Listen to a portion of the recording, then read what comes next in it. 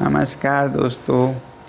आज 26वें दिन मैं आप लोगों को कुछ ख़ास खबर बताना चाहूँगा। अभी रात के लगभग 12:30 बज रहे हैं।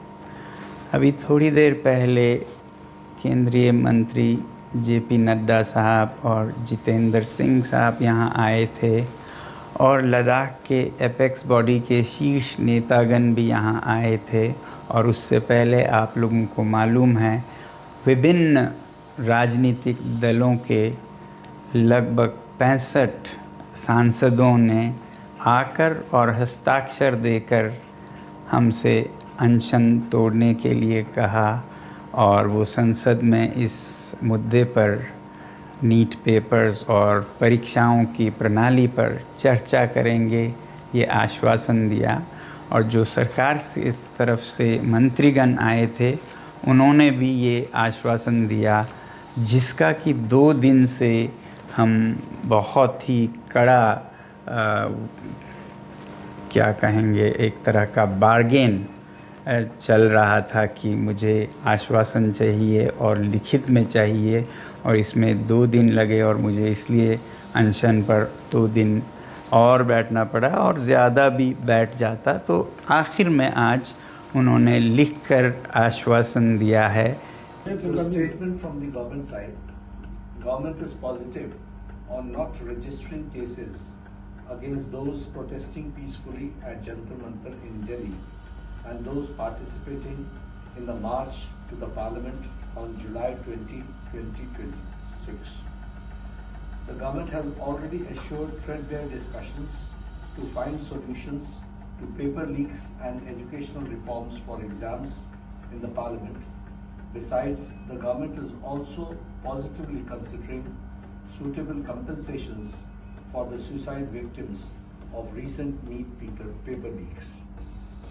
ये हमारे साइड से I'm grateful that the government has shown sensitivity towards the children who have been victims, towards the youth who were peacefully protesting on those dates, and that both the ruling party and MPs from the opposition have assured me that threadbare discussions will happen on the floor of the Parliament regarding reforms in the examination system like NEET and others, and that we will also be discussing about the accountability of such lapses, and that we'll all make sure that such things never happen. No child, no parent will have to go through what these 20 children and their parents have to go through. I'm happy that you have assured me that, and I'm sure, as the children have been demanding, at the suitable time, I'm no one to dictate, you will take accountability in the ministry with the minister also as a responsibility, and I'm sure you are already considering. And with these assurances, I'm touched and grateful to the government, and I want to appeal to the protesting students to maintain utmost peace. To express their feelings is a legitimate thing, but I do not approve violence of any kind, and allowing any antisocial elements to take advantage of this is not acceptable to me. It should be a genuine demand by genuinely concerned people, in this case youngsters. So with that being fulfilled, I'm grateful and I'll be happy to break my fast.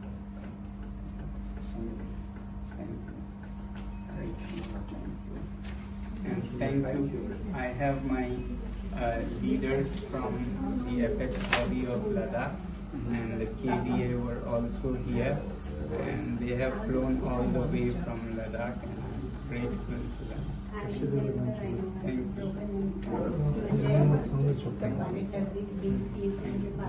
Thank you. कर रहे हैं आपको monitor करना। Thank you, sir. Thank you, sir. Thank you. Thank you. Thank you, sir. Thank you very much. Thank you very much. Just sit up a bit. And Gitanji, you have always been by my side and support, and I don't want to thank you, but express my feelings as well.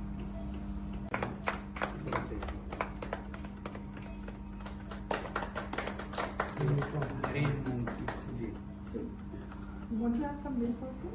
No, please follow the Please, please, guidelines. one minute. There may be one by one. Thank you, sir. Thank you. After 26 days, this tastes very good, but hunger doesn't taste bad either. To some people, huh? My doctors here have been very, very kind and very dedicated. I want to thank the whole hospital, and also at Safdarjung, they were very good, very dedicated. There were issues, but as a hospital, I don't want to give a message that government hospitals are No, any less. doctors are most unpolitical, I've seen.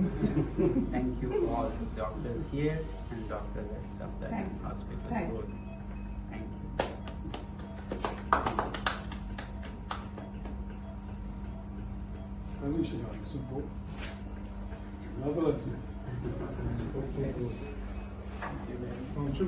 Vale. Space, suffocating. Ya çok ya. Aşağı. 야시래 야시들래 정말 Taşıdile, Bumari. Navas Spao, 나도 거기 gel görüşü. 라다 gel görüşü. Spao taşı. bile.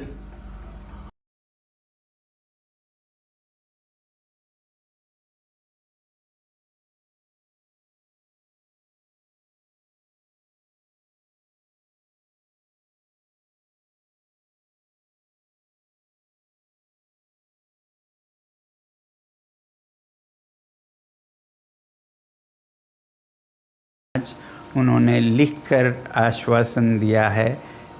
एक तो ये कि जो हमारे विद्यार्थी और युवा जंतर मंतर पर शांतिपूर्ण आंदोलन कर रहे हैं या जो 20 जुलाई को संसद चलो में भाग ले रहे थे, उन पर कोई कानूनी कार्रवाई, FIR इत्यादि नहीं करेंगे। ऐसा बहुत होता है ऐसे आंदोलनों में। तो ये हमने आश्वासन लिया है कि ऐसा कुछ नहीं किया जाएगा।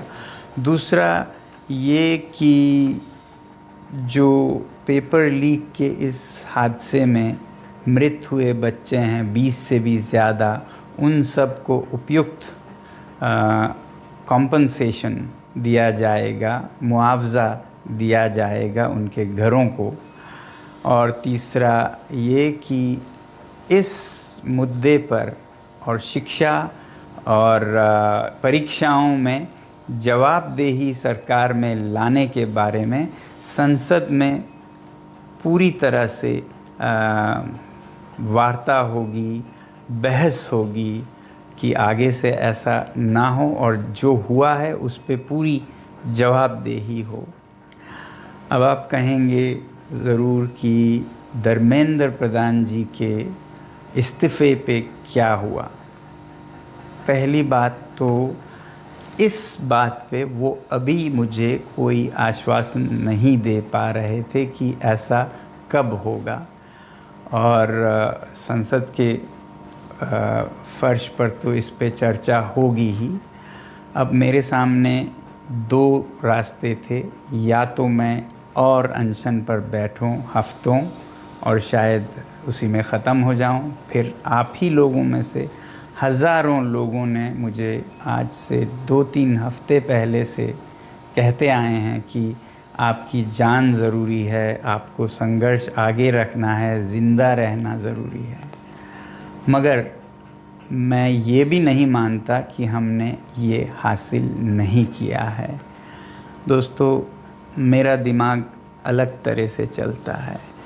अगर वो ऐसा नहीं करते, इस्तीफ़ा नहीं देते, तो इससे हानि हमें या बच्चों को नहीं होगा, सरकार को खुद होगा। इस छोटे से मुद्दे को न टालकर वो खुद अपनी हानि कर रहे हैं, बल्कि दे देते इस्तीफ़ा तो कब से उनका ये सारा नुकसान रुक जाता। इसलिए मेरे लिए सबसे ज़्यादा ज़रूरी ये बात नहीं थी, इसका तो खुद निपटारा हो जाएगा तमाम तरीक़ों से।